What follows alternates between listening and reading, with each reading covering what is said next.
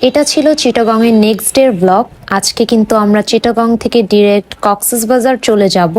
তো আমাদের breakfast time ছিল 6:30 থেকে 10:30, তাই সকাল সকালই ঘুম থেকে উঠে গিয়েছিলাম। আর আমাদের রুম থেকে সুন্দর একটা রোড ভিউ দেখা যায়, তাই ওই ভিউটারও একটু ভিডিও করলাম। আর আমরা 6টার দিকেই সবাই ঘুম থেকে উঠে গিয়েছিলাম, 6:30টার মধ্যে আমরা রেডি হয়ে নিয়েছিলাম। এইদিকে আমি আমার জুতাটা পরে নিচ্ছিলাম। আর এখন প্রায় 6:40 বা 50-এর মতো বাজে। আমরা এখন চলে যাচ্ছি ব্রেকফাস্ট করার জন্য। আমরা যাতে একটু তাড়াতাড়ি রওনা দিয়ে দিতে পারি, তাই আমরা ব্রেকফাস্টটাও আগেই করে নিতে চাচ্ছিলাম। তো এই তো আমরা ব্রেকফাস্টটা করতেও চলে গিয়েছিলাম। আর আমরাই ফার্স্ট ছিলাম, যেহেতু আমরা একটু তাড়াতাড়ি ব্রেকফাস্টটা করতে এসেছিলাম। আর ওনাদের ব্রেকফাস্টের আইটেমের মধ্যে ফার্স্টেই ছিল এখানে মোরগ পোলাও, যে খাবারটা একটু ভারী খাবারের মধ্যেই ছিল। আর এখানটাতে ছিল ডাল, দেন ওনারা একটা সবজির আইটেমও রেখেছিল। মেনলি ওনারা 2 টাইপের ডাল রেখেছিল পরোটার সাথে খাওয়ার জন্য। এইদিকে কিন্তু আরেকটা ডাল ছিল। আর এখানে ছিল ভেজিটেবল চাউমিন। আর এখানে 2 ধরনের মিষ্টি জাতীয় আইটেম ছিল, যেটার নাম আমি জানি না। আর এখানে ব্রেডও ছিল, আপনি টোস্ট করেও খেতে পারবেন, জ্যাম বা বাটার দিয়েও খেতে পারবেন, যেটা আপনার ইচ্ছে। এখানে চা কফির ব্যবস্থা ছিল। দেন এখানে 2 টাইপের জুস ছিল। আর এখানে ফ্রুটেরও কিছু আইটেম ছিল, এখানে পেয়ারা আর কলা ছিল। তো আমি ফার্স্টে ওনাদের চাউমিনটা ট্রাই করছিলাম। আর চাউমিনটা সত্যি কথা বলতে আমার মোটামুটি লেগেছে, অত একটা ভালো লাগেনি। আর এখানে মোটামুটি সবাই ব্রেকফাস্টটা করছিল, যেহেতু অনেক সকালে ছিল, কারোরই খেতে একদমই ভালো লাগছিল না।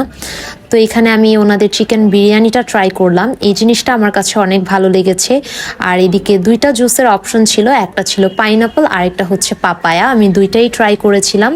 আমি ফার্স্টেই নিয়েছিলাম পাইনাপল জুসটা, আর জুস 2টাই অনেক বেশি ফ্রেশ ছিল।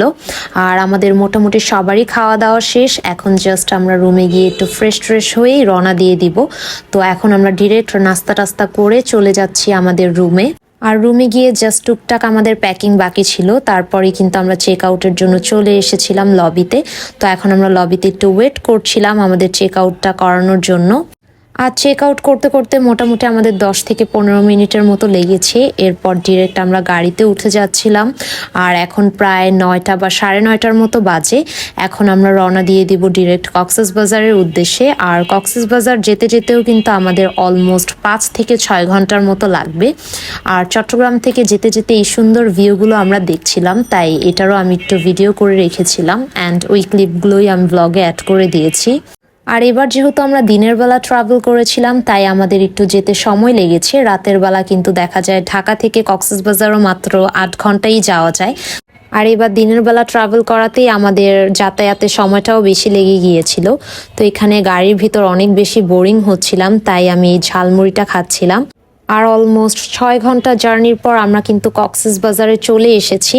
আর আমরা কিন্তু এখানে গাড়িতে বসে বসে বিচ দেখতে পাচ্ছিলাম। আমি জানি না ভিডিওতে কতটুকু বোঝা যাচ্ছে, বাট রিয়েলে কিন্তু আমরা বিচটা দেখতে পাচ্ছিলাম।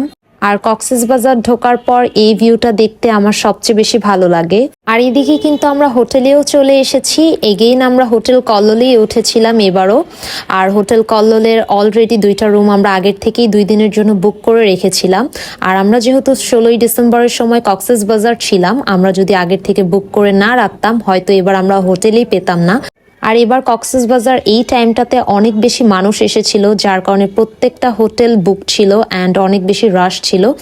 আর হোটেল কল্লোলের চেক ইন টাইম কিন্তু ছিল 2টায়, আর চেক আউট ছিল 12:30টায়। যেহেতু আমরা 1টার দিকেই চলে এসেছিলাম, তাই আমাদের একটু ওয়েট করা লেগেছে। দেন আমরা এখানে লিফটে উঠে গিয়েছি লাগেজ নিয়ে। তো এখন আমরা ডিরেক্ট চলে যাব রুমে। আর নেক্সট ব্লগে আপনাদের সাথে শেয়ার করব আমাদের হোটেলের রুম ট্যুরের ভিডিও অ্যান্ড রুমের কস্ট কত পড়েছিল সবকিছু। তো আজকের ব্লগটি ছিল এই পর্যন্তই। আশা করি ব্লগটি আপনাদের কাছে ভালো লাগবে। আল্লাহ হাফেজ সবাইকে।